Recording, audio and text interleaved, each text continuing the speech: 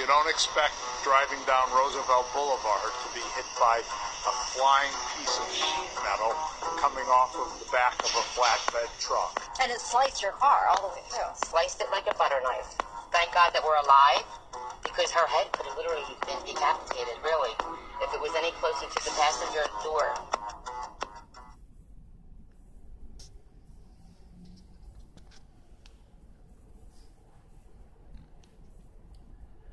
How much you want to bet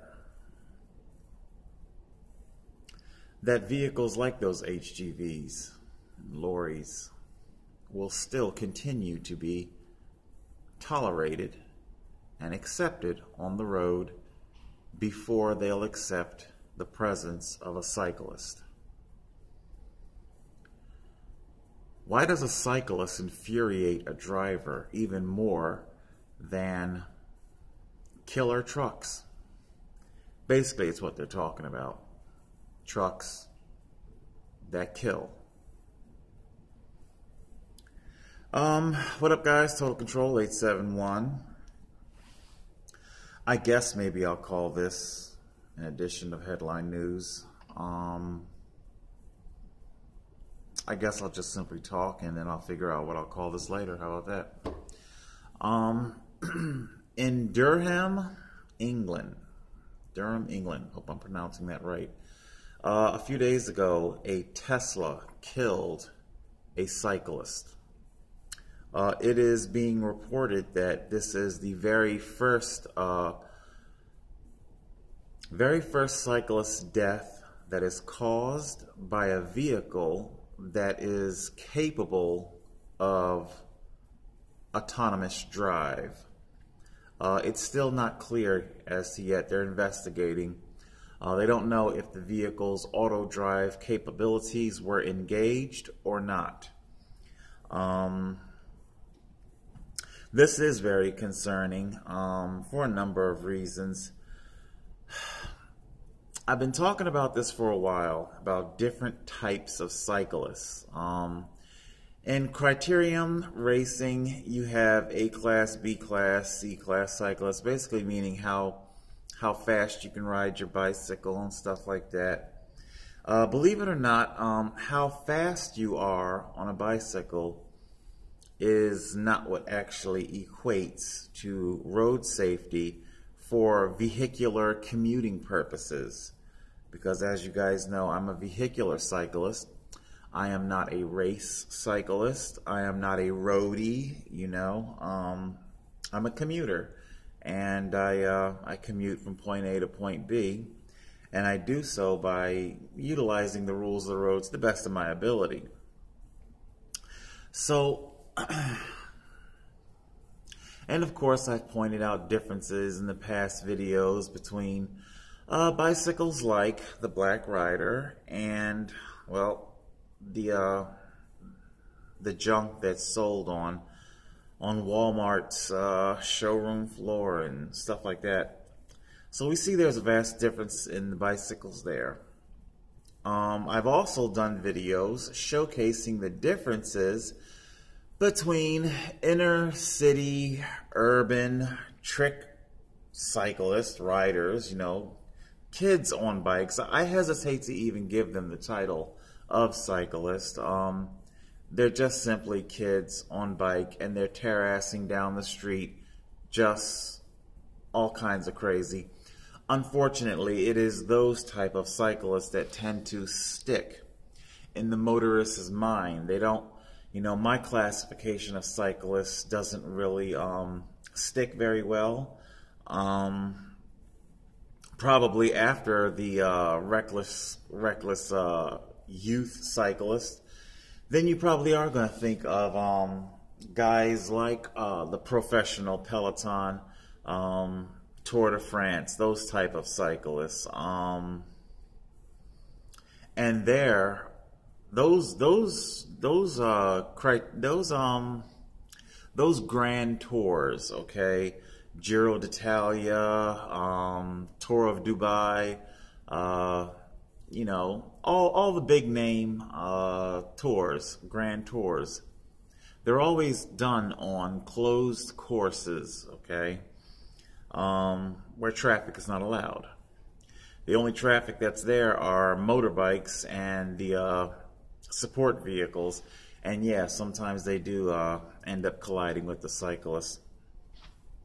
But people will think of that, and sometimes the swankiness of it, you know, slim, swanky, foreign cyclist guys, expensive bikes, they might rub your, you know, anybody else, especially here in America, with arrogance and stuff like that, and you're just an asshole, and that isn't me either, you know. So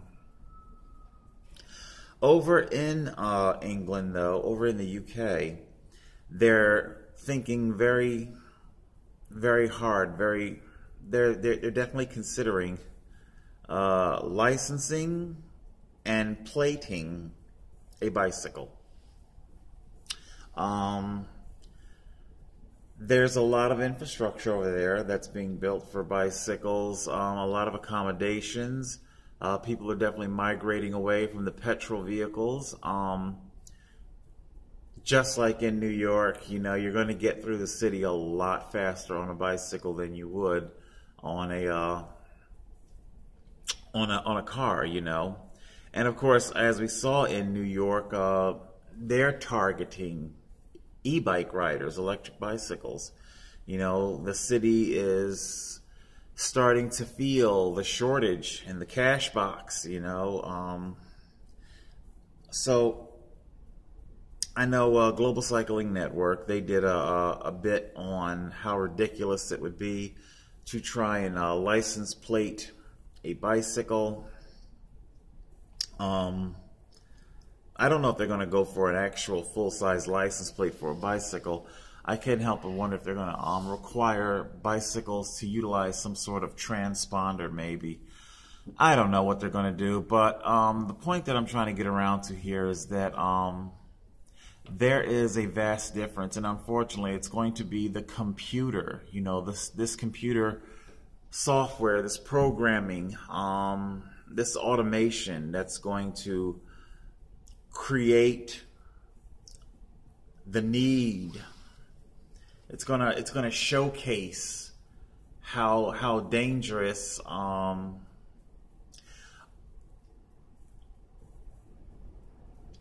want to. Some cyclists can be.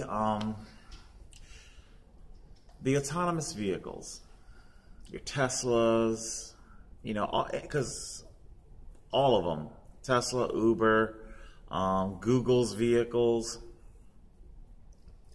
what they all share in common is that when they echolocate this bicycle on the road, okay, they might not necessarily know what it is. Now, that's something for the tech companies to work on, to be able to isolate and better identify that this is a cyclist. And because it's a moving vehicle, they're going to need to be able to do that. Loading up the computer, the vehicle's computer software with, you know, this is what a cyclist is entitled to do. This is what a cyclist should be behaving as. Do you see where I'm going? You see, the computer only knows what's actually law, what's actually on the books. If the computer has been correctly programmed, and as it approaches, it of course has its own physical dimensions programmed into it. It can see the width of the lane, and if the vehicle itself is 7 feet wide, if it's a large SUV, and it's inside of a 10-foot wide lane, then yeah, it's probably going to change lanes completely. So what happens then is that once the auto manufacturers handle their end of this problem, it's then going to put this ball squarely in the hands of the cyclists themselves, and that's what this thing is really coming down to. They can only make these vehicles but so safe before eventually the person on the bicycle is going to have to become predictable. They're going to have to be able to communicate to to other road users, whether it's a human or an automated vehicle. This vehicle, when it sees me extend my arm, it needs to be able to be programmed to know which way I'm about to turn or change lane, and whatever it's about to do or thinking about doing, then it needs to take that into account. So I communicate with other road users. I am practiced in that. That's what's going to happen here. And unfortunately, see, this is the ugly taboo thing that this whole thing is coming around to. How do we know? Okay, so let's take, an officer who's parked somewhere observing traffic, and a person goes by on a bicycle. How does that, and that person is on a road with no shoulder, okay? And that person is in the lane of traffic.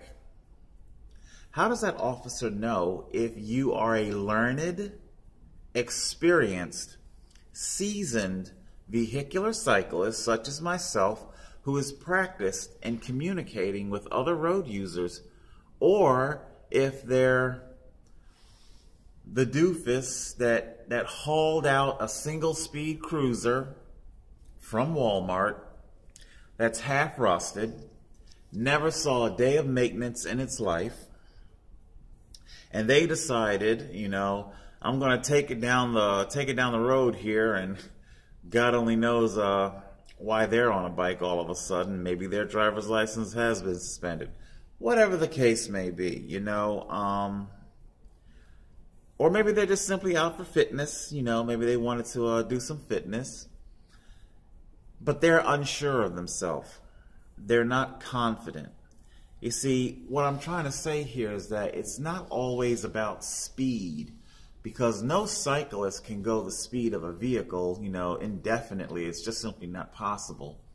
It is true, you can't just simply be cranked, where you're going just fast enough not to fall over, granted that's true. But if you're going a decent enough speed, where you're not just simply a sitting duck in the road, and if you're communicating with other vehicles, and if you are predictable, that's what makes the situation safe. Not how fast you're going, but how predictable are you. I can't even begin to tell you how many times I get stopped when I have my Revel lights on my bike, the wheels. I meant to do a quick video of the thing. I eventually had to take them off my wheels because you guys know I'm having work done on the wheels, and the guys at the shop, they got to have all that stuff stripped off the wheels and whatnot. But anyway, I can't even begin to tell you how many times drivers come up to me, roll the window down. Thank you so much. Thank you for using the right kind of lights on your bicycle. Oh my God, you are so visible. We can so easily see you. And I get where they're coming from. I truly do, because the ninja cyclists, as they're referred to in the cycling community, those are cyclists, all black, hoodies, nothing reflective, and no lights whatsoever. And they are just these moving targets. They might be riding recklessly themselves, but whether they're riding recklessly or not, nobody can fucking see you. Most drivers don't want to hit cyclists, okay? They don't want to do it, okay? They would like very much indeed to. I mean, that's a whole fucking nightmare. Cops coming out, ambulance, you got to give reports, insurance, your shits might have to go up. Nobody wants all that, okay? Nobody wants all that. And the cyclist doesn't want to get maimed and killed and all that. So I understand the driver's appreciation for the measures that I take for my own safety, for their safety, you know. But like I said a couple of videos ago, I can only do but so much. Eventually, the ball is back in the court of the motorist, okay? It's a shared responsibility, okay? I do my best to remain visible and predictable. Visible, predictable. Very important. If you are going to be a vehicular cyclist on the road, those are the two biggest things, okay? The third one is probably having your bicycle completely road ready. And of course, that goes back to the whole bureaucracy thing, because like I said, how does this cop know, you know, what just rolled by him or her? Are you a doofus cyclist or are you an experienced cyclist? What are you? Do I need to pull you over or do I not need to pull you over? Are you about to get yourself killed or are you going to be okay out there? You know, is your bicycle up to snuff? You know, is it a half-rusted piece of junk, you know, or do you have it serviced, maintenanced? And a lot of people don't have their bicycles serviced and maintenance because they think it's a toy contraption. Bicycles are not toys. They're not just simply meant for children. They are vehicles. And if they're a vehicle that's allowed on the road, well, then they have to be road ready, road worthy. Again, it's an uneasy thing that I say because so now there's doubt being created. What type of cyclist are you, the person, and what type of bicycle are you riding? You see, these two things. So you, the person, that would be what? A cycling license? You know, you see what I'm saying? And what type of vehicle, what type of bicycle do you have? Is that inspection and registration? You know, it's a big scandal and it's brewing, and I think ultimately the auto drive technology is going to be a foothold for the bureaucracy. We've got this technology coming in something of an eminent domain type thing, you know. Well, we've got this eminent domain technology coming in, and these vehicles need to know what you cyclists are going to be doing, and we can't just simply have Jamal tear-assing down the road, popping wheelies, and we can't have the Calebs out there on their BMX, you know, thrasher, rad, white boys, you know, on the BMX, man, you know, and you can't have Jamal and his hoodie and whatnot, you know. So there needs to be a difference, you know. And how do you enact this difference? How do you enforce this difference? I would very much indeed like for bureaucracy not to be involved, but how do you do that? You know, is this going to come down to a cycling license, a vehicular cycling license? And having your vehicle registered, insured as a mandatory. You know, as you guys know, the Black Rider's already insured. I don't know, you know, so we're gonna see.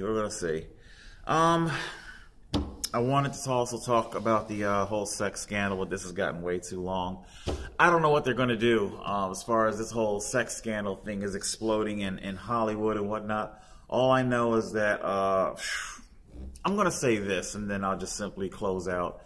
As far as the Hollywood sex scandal, I think it's awfully strange that, because, I mean, celebrities have been accused of this stuff before, but it wasn't until Harvey Weinstein. Okay, and then the politics began running with it.